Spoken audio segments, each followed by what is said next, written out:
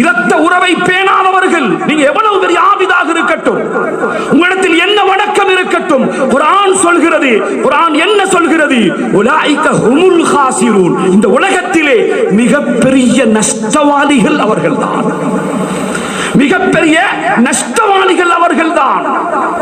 மட்டுமல்ல, குர்ஆன் இன்னும் சொல்லி காட்டுகின்றது, உலாயிக லஹுமுல் லஅனது வலஹும் சூஉத்தார், அவர்களுக்கே மிகப்பெரிய சாபம். மட்டுமல்ல, அவர்களுக்கு மிகப்பெரிய சாபம்.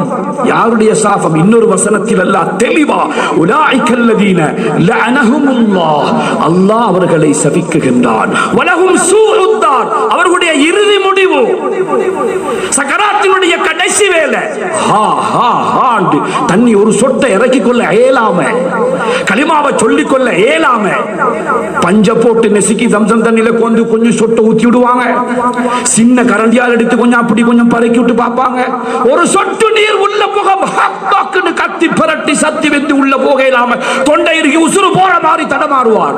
எல்லாம் பயந்து நடுவாங்க, தண்ணி கொடுக்க வானாமம்பாங்க, தண்ணி குடிக்க வானாமம்பாங்க. அவர் பள்ளிக்கு தண்ணி எடுத்து தந்திப்பார், ஊரெல்லாம் கிணம் தோண்டி தண்ணி லைன் எடுத்து கொடுத்த சீதேவி ஆயிப்பார்.